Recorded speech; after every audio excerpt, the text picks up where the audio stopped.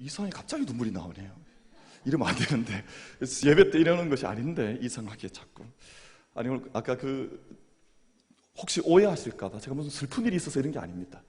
아까 마지막 찬양 드리는데, 주님의 보좌 있는데 천한 몸 이르러 그 영광 몸소 배울 때 내 기쁨 넘치리, 이 찬양을 고백하는데 이 찬양이 가슴속에 부딪혀왔어요.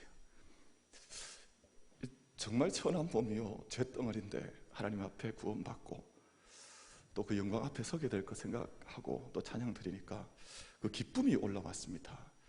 혹시 제가 아침에 뭐 부부싸움하고 왔는가 이런 생각 안 하실, 괜히 오해하실 것 같아요. 제가 민망해서 좀 말씀을 좀 드립니다. 아이고 참. 저희가 인생 살아가는 게 참 어렵습니다. 그런데 저희가 또 한 고비를 지나가거든요. 얼마 전에 이제 그 드라마 가운데에서 그런 대사가 있었어요. 그 어려운 일을 제가 자꾸 해냅니다. 뭐 이런 대사가 있었거든요. 아주 유명한 대사가 되어버렸는데, 우리 옆에 계신 분에게 우리 같이 그렇게 인사 한번 했으면 좋겠습니다. 잘하셨습니다. 수고하셨습니다. 인사 한번 하겠습니다. 잘하셨습니다. 수고하셨습니다. 뭐 모르시는 분들은 어쩔 수 없고요. 어제 아침 8시에 제가 교회에 올라왔습니다. 교회에 올라오는데 마당에서 우리 지역 어르신들 만났습니다. 교회 어제 잔치에 오신 분들이죠. 근데 저희 행사가 9시 반에 시작을 하는데 그 할머니들께서 오신 시간이 8시였습니다. 그 1시간 반 전에 오신 거예요. 저희 할머니 생각이 났습니다. 저희 할머니 옛날에 저희 집에서 멀지 않은 곳에 역이 있어서 풍기역이라고 하는 역이 있는데 서울 딸네 집 가실 때에는 꼭 3시간 전에 나가셨어요. 제가 늘 저희가 말렸습니다. 왜 3시간 전에 나가냐? 그럼 기차는 그렇게 타는 법이 아니다. 3시간 전에 나가서 기다려야 된다. 이 할머니 지론이었습니다. 근데 그 옛날 할머니 생각이 났어요. 1시간 반 전에 마당에 오셔서 서성이면서 오늘 머리 깎아줍니까? 오늘 제가 여기 와도 되겠습니까? 할머니 그거 물으시는 거예요. 그래서 당연히 오셔도 좋지요 하고 그렇게 인사했습니다. 그리고 교회에서 9시 반에 이제 행사가 시작이 되었는데 그 어린아이들이 어르신들 이 본당에 우리 어르신들이 가득 어제 아침에 찼더랬습니다. 우리 지역 어르신들이 다 오셨죠. 어린아이들이 노래를 부르고 재롱잔치를 하고 또 우리 김남주 집사님 뭐 판토마임 같은 거 뭐 그런 거 우리 교회에도 언제 한번 했으면 좋을 것 같아요. 너무 재롱이 컸습니다. 그래서 언제 한번 하면 좋을 것 같은데 또 그런 거 하시고 또 문화교실 우리 식구들 그동안 연습했던 것들 우리 색소폰 또 연주를 아주 잘 멋있게 하고 시간이 온 교회가 함께 준비해서 정성스럽게 준비하신 것 같아요. 그래서 망국기 달고 또 풍선 이렇게 갖다가 장식하고 해서 정성스럽게 음식 준비하고 사랑으로 우리 어르신들 맞이했었더랬습니다. 너무너무 감사하더라고요. 우리 교회가 존재하는 이유가 뭡니까? 우리 이 재단이 하나님의 손과 발이 되어서 이 땅의 사람들 흐르는 눈에 눈물 닦아주고 이 땅의 구원의 통로로 이 재단이 풍성하게 쓰임받는 은혜 우리가 함께 위해서 기도하고 함께 섬겨나갈 수 있는 이 재단이 될 수 있게 되기를 축원합니다. 다 우리 부모님들이죠. 뭐 어제 오셨던 분들 저도 어제 행사 중에 이렇게 불려 나와서 막 저도 뭐 못 추는 춤추라 그래서 춤도 추고 뭐 했는데 근데 제 손을 잡고 그 할머니 손을 잡고 있는데 그 어머니 같은 마음이 들었어요. 그래서 뭐 풍선을 앞에 중간에 놓고 끌어안고 뭐 사랑하라 고백하라 그래서 제가 풍선도 터뜨리고 했는데 제가 오늘 예배 올라오면서 그런 감동이 있었습니다. 제가 우리 장로님 얼굴 뵙고 우리 또 권사님 얼굴 뵙는데 같은 하나님의 맺어주신 영적 가족이다 하는 생각이 강하게 왔어요. 얼마나 감사한지 모르겠습니다. 우리 시간 오늘 어버이 주일인데요. 우리 육신을 내게 있게 하신 우리 어머님에 대한 사랑과 우리 고마움 우리 같이 노래로 같이 한번 불렀으면 좋겠습니다. 우리 어머님의 마음 우리 같이 한번 우리 1절부터 3절까지 다 같이 한번 하겠습니다. 어머님의 마음 우리 육신의 어머님께 감사함 이 노래 부르겠습니다. 나 실제 괴로움 다 잊으시고 길을 제발 나주로 쓰는 마음 진 자리 마른 자리 가라리시며 손발이 닳도록 고생하시네. 하늘 아래 그 무엇을 넓다 하리요. 어머님의 희생을 가히옵소라. 어려서 남고 없고 홀로 드시고 자라선 미기 되어 기다리는 말 알을 사 그릇 뗄사 자식 생각에 고으시던 이 마음이 주름이 가득 땅 위에 그 무엇이 높다 하리요. 어머님의 정성이 지극하여라. 사람의 마음속에 온가지 소원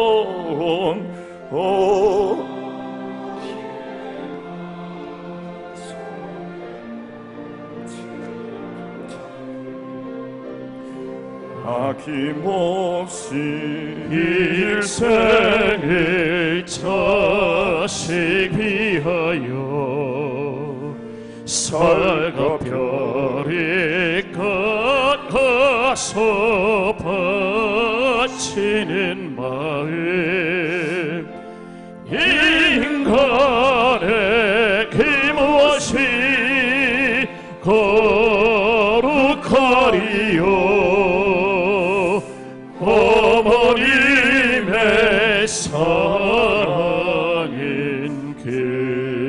그지없어라.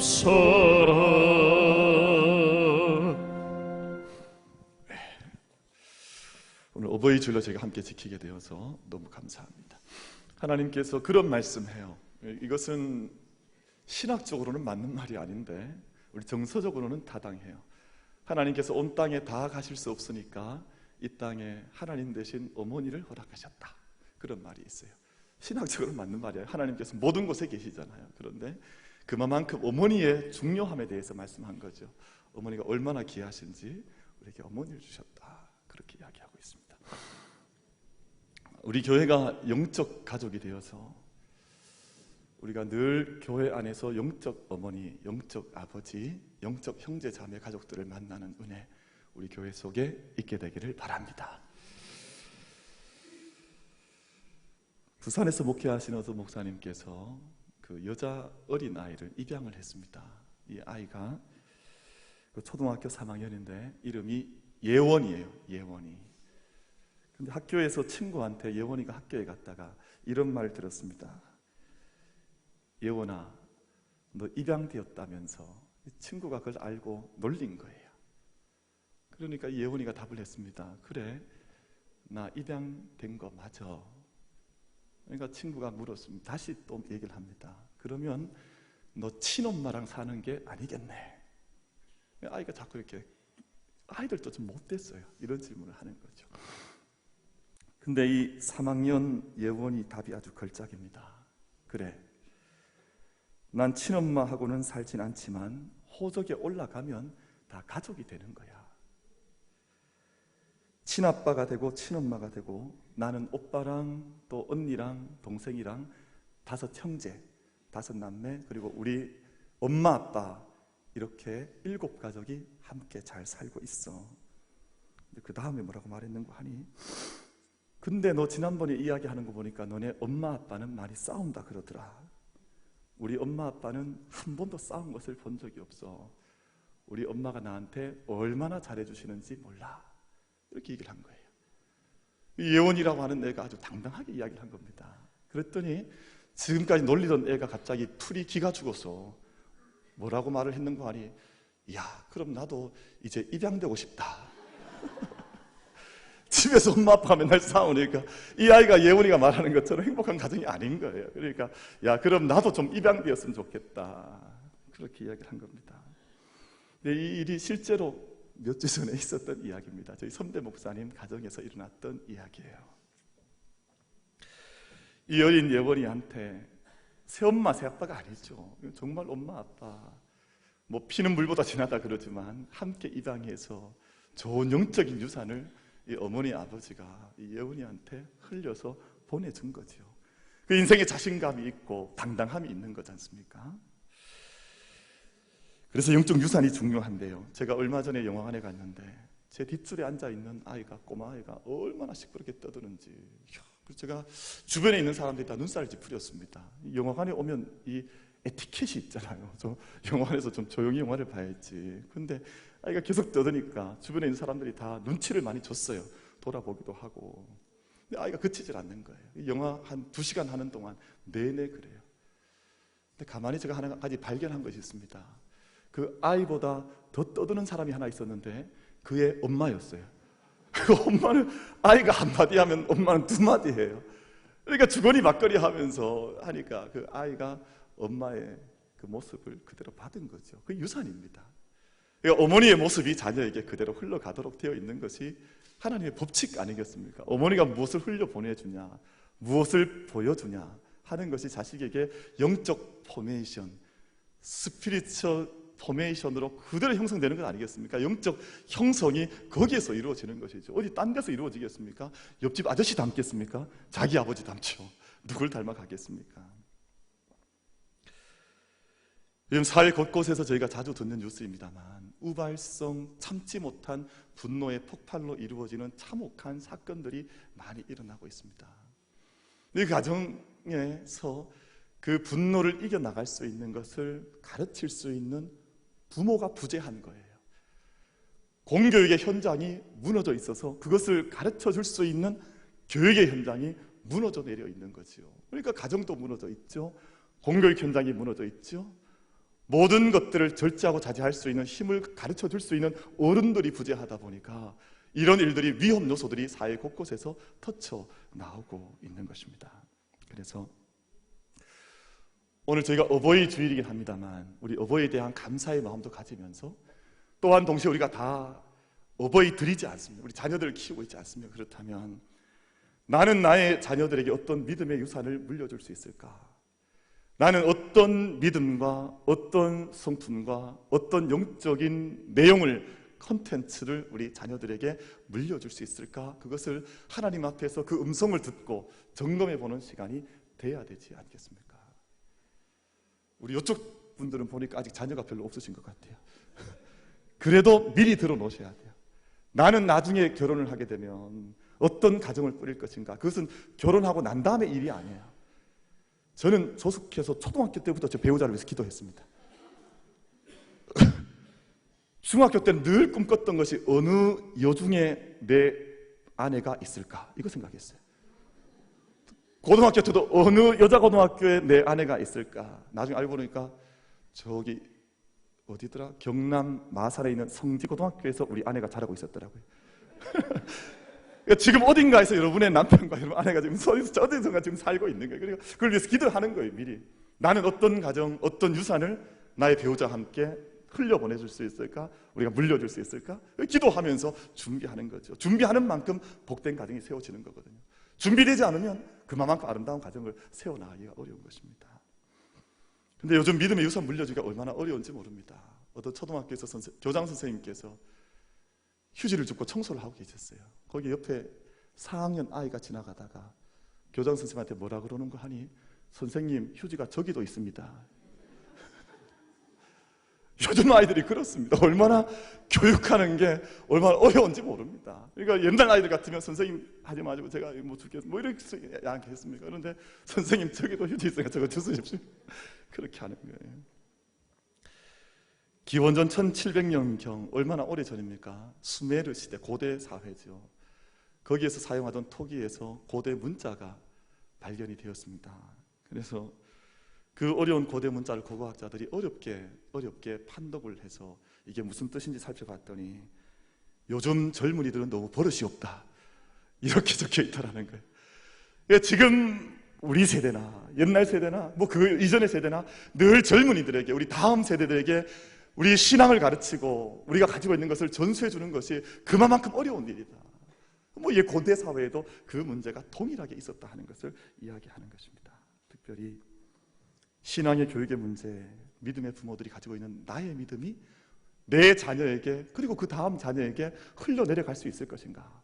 그럼 신앙은 두 대를 내려가지 않습니다. 신앙은 한 대를 내려갑니다.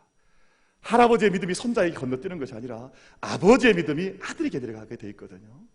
그러니까 내가 가지고 있는 이 믿음이 내 지금 자녀에게 어떻게 흘러가고 있는 것인가? 이것이 내게 주어진 큰 과제요, 숙제인 것입니다. 신명기 6장 2절 말씀을 보면 곧 너와 내 아들과 내 손자들이 신앙의 3대입니다. 성경은 늘 3대를 이야기해요. 할아버지, 아버지, 손자. 평생에 내 하나님 여호와를 경외하며 내가 너에게 명한 그 모든 규례와 명령을 지키게 하기 위한 것이며 또 내 나를 장구하게 하기 위한 것이라. 그래서 내 신앙이 내 아들, 딸에게 흘러가야 하고 내 아들, 딸의 신앙이 그 자녀들에게, 저의 손자들에게 흘러가도록 하라고 하는 것이 말씀의 하나님의 뜻이라고 우리는 믿는 것입니다. 그래서 늘 성경은 이렇게 이해하지 않습니까? 아브라함과 이삭과 야곱의 하나님 3대예요. 할아버지와 아들과 그 손자의 신앙이 함께 어우러져 가고 있는가를 늘 성경은 우리에게 그렇게 묻고 있는 것입니다. 오늘 본문 20절 말씀에서 이렇게 말씀합니다. 후일에 내 아들이 내게 묻기를 우리 하나님 여호와께서 명령하신 증거와 규례와 법도가 무슨 뜻이냐 하거든. 이 말씀을 잘 읽는 것이 좋습니다. 이 말씀을 가만히 들여다보면 지금 어떤 일이 벌어지냐 하면 아들이 아버지에게 문제 제기를 한 겁니다.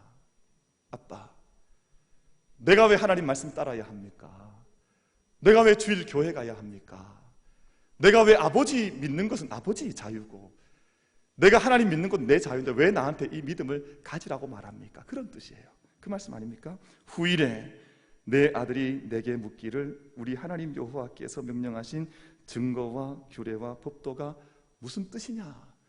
내가 그 법도를 내가 꼭 따라야 할 의무가 있습니까? 하는 신앙의 도전을 자녀가 부모에게 하거든, 이런 뜻입니다. 이 신앙의 문제는 이미 성경이 기록된 이때 신명기 시절에도 이미 이 문제가, 자녀에게 신앙을 가르치는 문제가 동일하게 있었다는 것입니다. 그럼 자녀들이 이런 물으면 어떻게 하시겠습니까?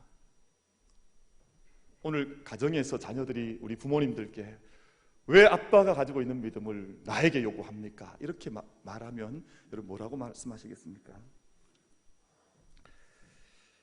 믿으라면 믿지 왜 말이 그렇게 많어? 이렇게 말했으면 안 되는 거예요. 하나님께서 그렇게 말씀하셨으니까 그럼 따르는 거지, 이렇게 하는 게 아니에요. 오늘 본문 말씀을 보면 정확하게 모세가 우리에게 어떻게 해야 할지에 대해서 가르쳐주고 있습니다. 우리 21절부터 우리 23절 말씀까지 우리 한번 같이 한번 읽으십시다. 우리 21절부터 23절까지 우리 한번 모세의 신앙적 지혜를 우리가 함께 받도록 하겠습니다. 같이 읽습니다. 시작. 너는 내 아들에게 이르기를 우리가 옛적에 애굽에서 바로의 종이 되었더니 여호와께서 권능의 손으로 우리를 애굽에서 인도하여 내셨나니 곧 여호와께서 우리의 목전에서 크고 두려운 이적과 기사를 애굽과 바로와 그의 온 집에 베푸시고 우리 조상들에게 맹세하신 땅을 우리에게 주어 들어가게 하시려고 우리를 거기서 인도하여 내시고. 아멘. 지금 모세는 여러분 가만히 묵상해 보시면 강압적으로 믿으라면 믿지 왜 그렇게 말이 많냐, 아빠가 나서면 따라 나서지 왜 그렇게 말이 많냐, 이렇게 강압적으로 이야기하고 있는 것이 아니에요. 내가 이 예전에는 애굽 땅에서 종이었는데 하나님께서 기사와 이적을 베푸셔서 나를 구원해 주시고 우리에게 내가 새로운 인생 살 수 있도록 우리를 새로운 약속의 땅으로 데리고 가셔서 우리를 지금처럼 살게 해주셨지 않냐, 우린 그 많은 시절 지내오는 동안 하나님의 손길 보았고 하나님 역사 보았지 않냐 하는 것을 한 사건 한 사건 자녀들에게 모세가 이야기해주고 있는 겁니다. 과거에 자유님이 아니었고 종이었는데 그 뼈아픈 경험 내가 가지고 있었지만 그거 숨기는 것이 아니라 그것을 다 있는 그대로 드러내어서 내가 과거에는 온전하지 못했는데 지금은 믿음으로 살아가니 내가 이렇게 살아간다. 믿음의 변화된 자기의 존재론적인 변화의 실존을 자녀에게 보여주는 거예요. 믿음이 강요하는 것이 아니라요, 내가 믿으니까 너도 믿으라 말하는 것이 아니라 내가 과거에는 종처럼 살았는데 지금은 자유민으로 산다. 내 과거에는 속박의 어둠에 매여 있었는데 지금 밝은 빛 가운데 살아간다.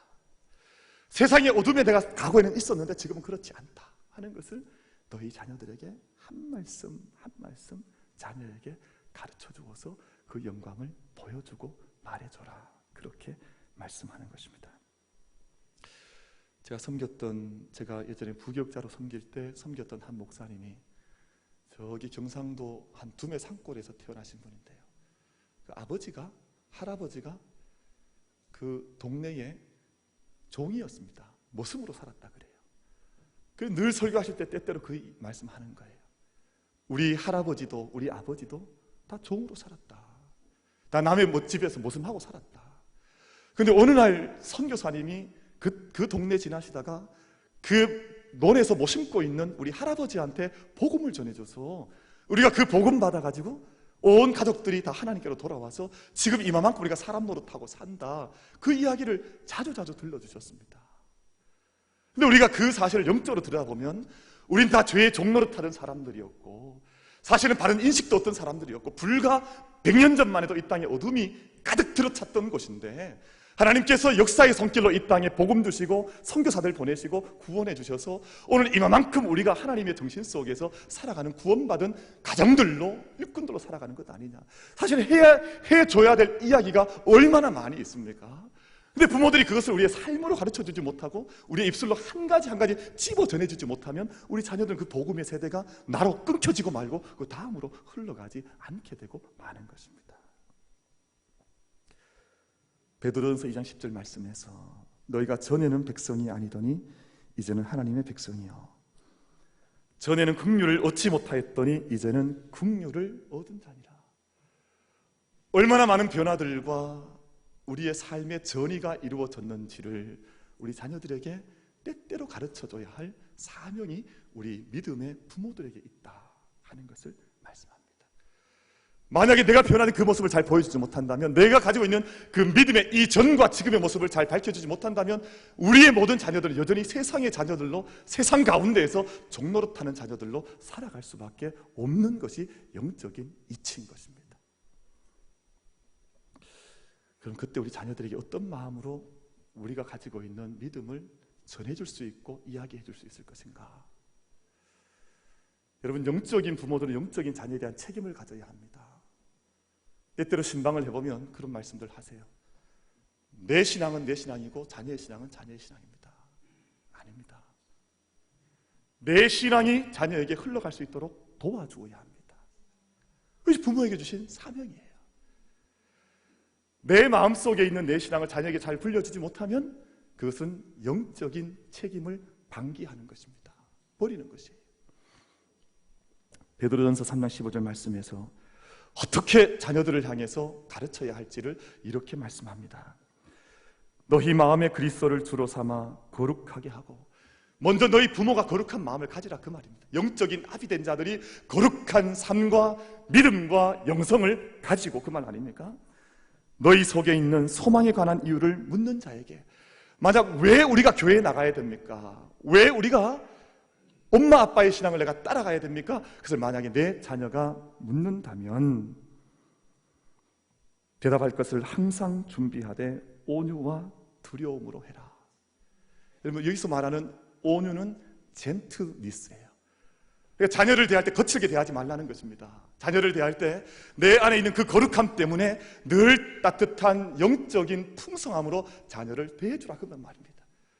그 다음에 두려움이라고 하는 말은 뭐 겁을 먹는다 그런 뜻이 아닙니다. 자녀가 겁나니까 겁먹는다 그런 뜻이 아니라 영어 성경에 보면 리스펙트라고 되어져 있습니다.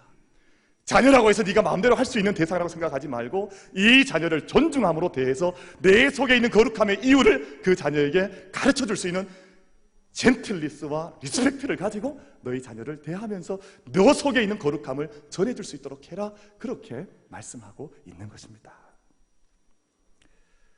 우리 만민교회 안에 있는 모든 가정들이 우리 큰 영적 공동체 아닙니까? 우리 모든 가정들마다 이처럼 온화함과 온전함과 거룩함의 강력한 능력으로 우리 자녀들 이 땅 가운데 하나님 쓰실 수 있는 깨끗한 그릇들로 빚어나가는 은혜가 이 세상 가운데 넘치게 되기를 축원합니다. 우리 자녀들 다 그렇게 자라가야 되는 것 아니겠습니까? 하나님께서 이 모든 규례와 법도를 자녀들에게 가르치라고 말씀하시면서 왜 이 말씀을 자녀들이 가르쳐야 하는가, 왜 이 규례와 법도를 자녀들이 가르쳐야 하는가, 그 이유를 말씀합니다.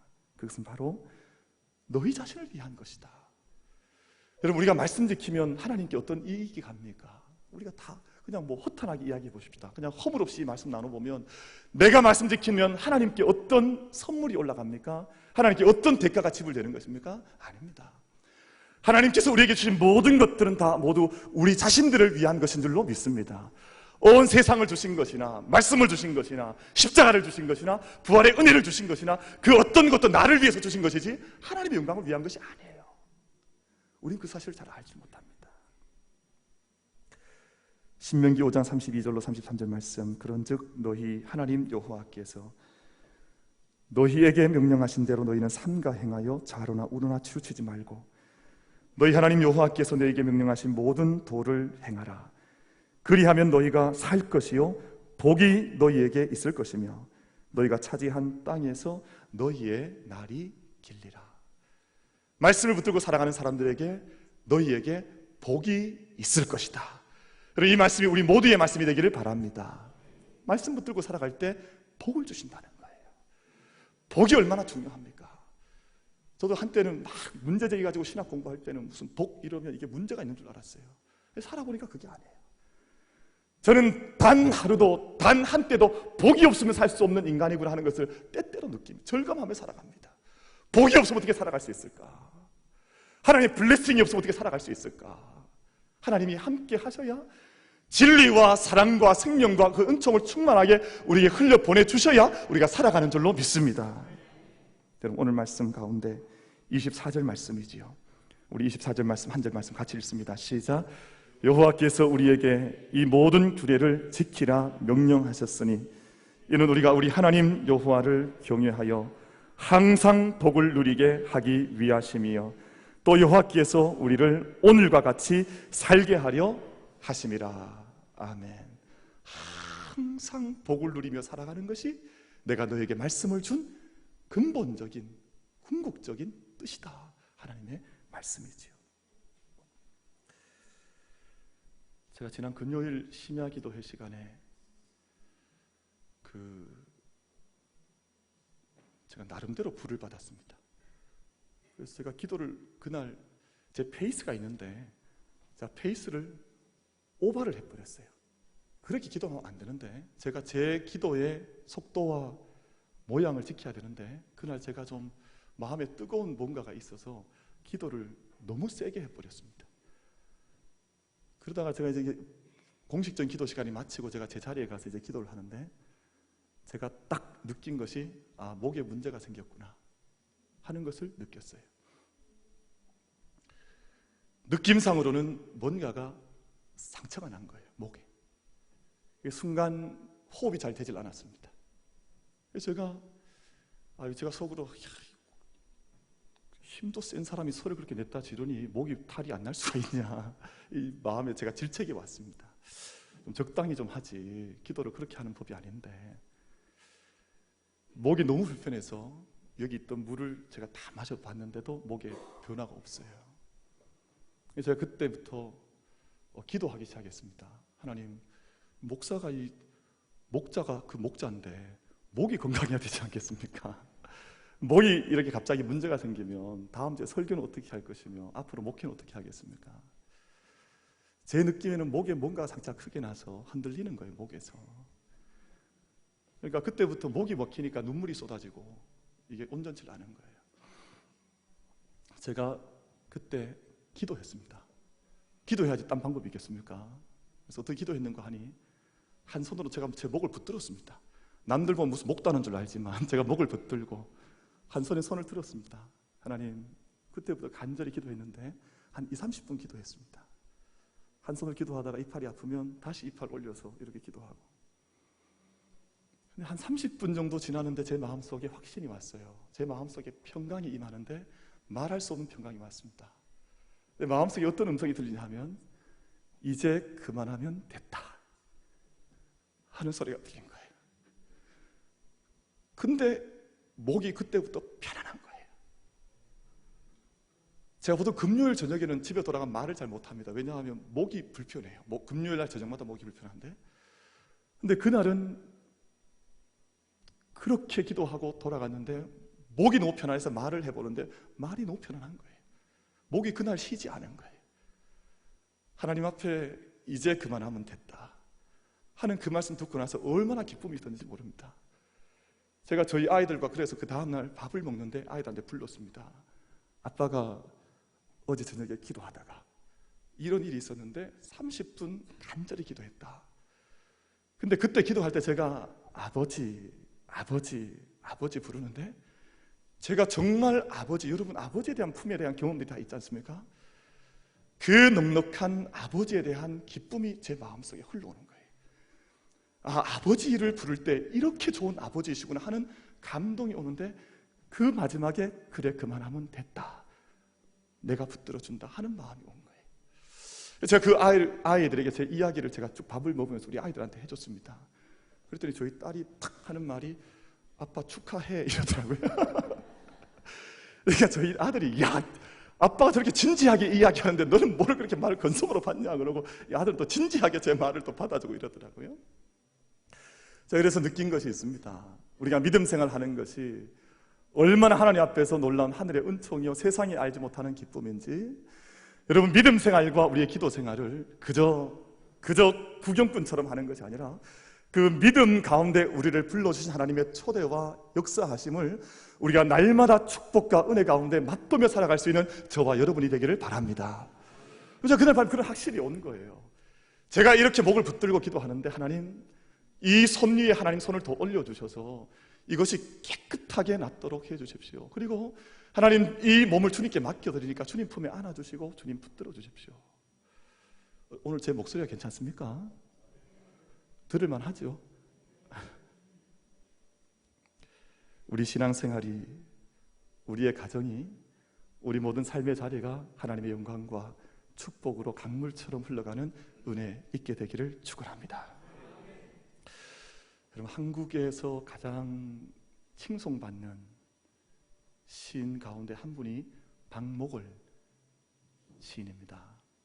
이분이 경주가 고향이세요. 경주 모량이라고 하는 곳이 고향인데, 우리 서장로님 고향이 그쪽이시죠?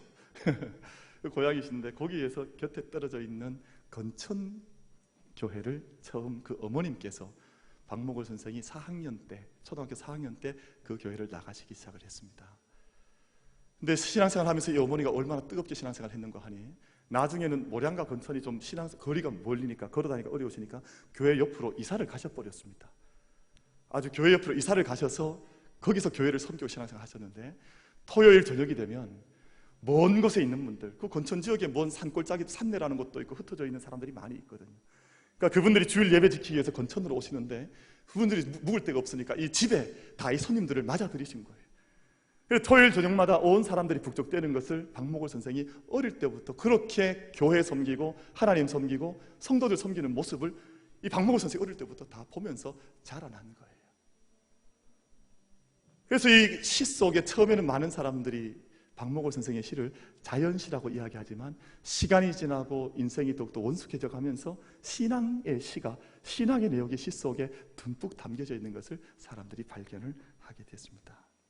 특별히 하나님의 손과 어머니의 손이 다르지 않다고 하는 것이 시 속에 잘 표현들이 되어져 있습니다. 크고 부드러운 손이라고 하는 시가 있는데요, 제가 잠깐 읽어드리겠습니다.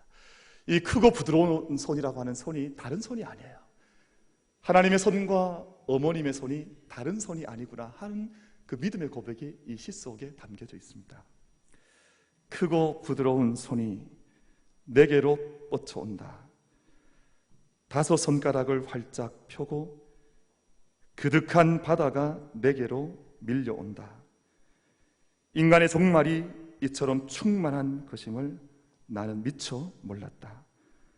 허무의 저편에서 살아나는 팔, 치렁치렁한 성좌가 빛난다. 하나님의 손길과 어머님의 손길을 통해서 믿음의 세계를 맛봤다 하는 그런 시의 고백이 이 시 속에, 시옷 속에 담겨져 있습니다. 오늘 제가 어버이 주를 지내고 있습니다. 우리가 믿음의 부모들로서 영적인 유산, 구원의 은혜를 자녀에게 흘려보내는 것이 영적인 유산 아니겠습니까?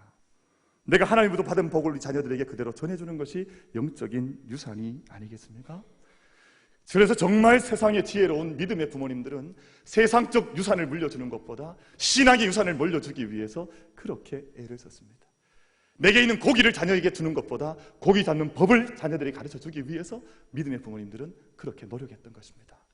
우리 재단이 늘 믿음의 유산을 풍성하게 준비하여서 우리에게 허락하신 자녀들에게 그 유산 전해줄 수 있는 믿음의 인침받은 부모들로, 또한 자녀들로 함께 서갈 수 있는 이 재단과 모든 가정이 되기를 주님의 이름으로 축원을 드리겠습니다.